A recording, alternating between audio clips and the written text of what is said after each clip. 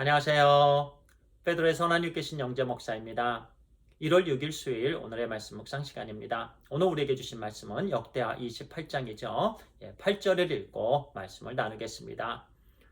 이스라엘 자손이 그들의 형제 중에서 그들의 아내와 자녀를 합하여 20만 명을 사로잡고 그들의 재물을 많이 노력하여 사마리아로 가져가니. 오늘은요, 시대를 탓하거나 환경을 탓하거나 사람을 탓하는 일은 하지 맙시다라는 제목으로 말씀을 나누겠습니다.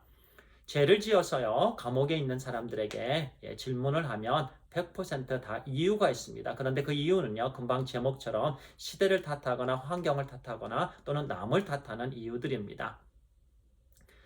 문제는 자기 자신에게 있는데요, 자기 자신을 탓하는 사람들은 별로 없어요. 우리는요, 시대나 환경이나 또 남을 탓하는 일은 하지 말아야 되는 줄 믿습니다. 오늘 본문의 말씀을 통해서 우리에게 주시는 교훈의 말씀인데요.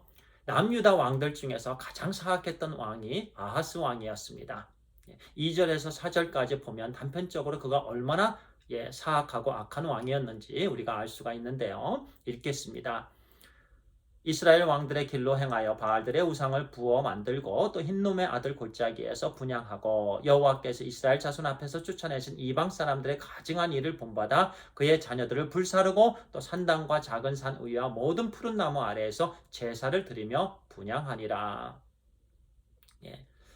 바알은요, 자기가 직접 부어서 그 신상을 만들어 섬겼습니다. 그리고 가증한 모든 이방신들을 섬겼는데요. 특별히 흰놈의 아들 골짜기에서는요, 자기 자녀들을 불사르는 인신 제사를 드리기까지 했습니다. 하나님께서 미워하시는 일들만 찾아서 그 정말 철저하게 우상을 섬긴 자가 바로 남유다 아하스 왕이었습니다.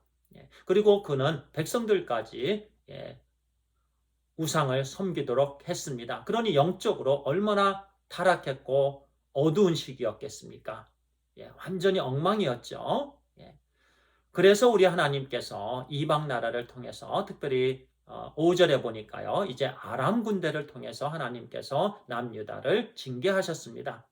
그리고 북이스라엘을 통해서도 징계를 하셨습니다. 그 말씀이 6절 말씀이에요. 그 사람 이름이 나오죠. 르말랴의 아들 베가가 유다에서 하루 동안에 용사 12만 명을 죽였더라. 이렇게 말씀합니다. 르말랴의 아들 베가는요. 남유다 아하스 왕 때의 북이스라엘 왕의 이름입니다. 북이스라엘 르말랴의 아들 베가도요. 아주 악한 왕이에요.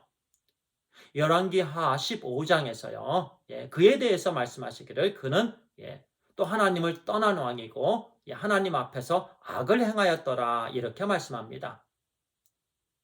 동시에 남유다나 북이스라엘이요 완전히 엉망이고 데미지가 있었어요. 그런데 하나님께서는 그들이 선하고 착해서 좋은 나라라서 하나님 말씀에 순종해서 그들을 사용해서 남유다를 징벌하신 게 아니에요.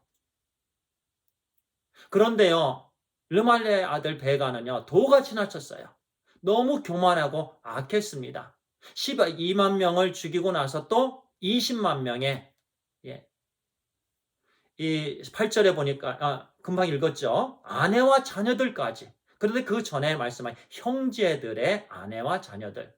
남유다가 형제라는 거예요. 맞죠? 남유다와 북이스라엘은 한 형제입니다. 그런데 형제의 어머니라든가 형제의 아내, 형제의 자녀들을 그렇게 포로로 잡아간 거예요. 악을 행한 겁니다. 르말랴의 아들 베가가 그렇게 했어요. 북이스라엘 군대를 이끌고. 그런데요, 그렇게 어두운 시기에 반짝반짝 빛을 내었던 선지자가 있었는데 바로 오뎃이었습니다. 그 선지자는요, 20만 명의 그 아내들과 자녀들을 포로로 잡아가는 그 북이스라엘 배가 또는 군대 앞에서 바른 말을 했습니다. 이것은 죄악입니다. 회개해야 됩니다. 빨리 돌려보내야 됩니다. 아무도 그런 얘기를 할 수 없었습니다. 왜냐하면 죽을 수가 있었어요. 그런데 그는 하나님의 말씀을 전했습니다. 용기 있게 그 군대 앞에서, 악한 왕 앞에서 소리내어 외쳤습니다. 회개해야 된다고. 우리가 잘못했다고. 예, 오뎃 그리고 또 다른 형제들이 더 있었습니다. 예, 그 말씀은요, 계속해서 12절, 13절 우리에게 주시는 말씀인데요. 예, 우리 성도님들 한번 읽어보시기 바랍니다.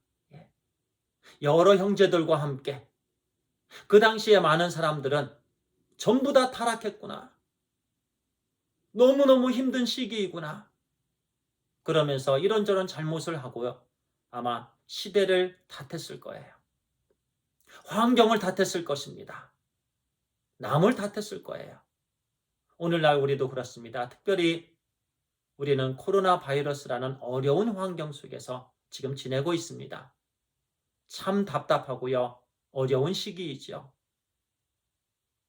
우리가 열심히 신실하게 하지 않고 그저 시대를 탓하거나 환경을 탓하거나 남을 탓하는 일은 우리 하나님께서 기뻐하시지 않으십니다. 범죄를 저지르고 나서요. 온전히 우리가 신실하게 행하지 않고 나서 탓하는 거요. 결코 올바르지 않습니다.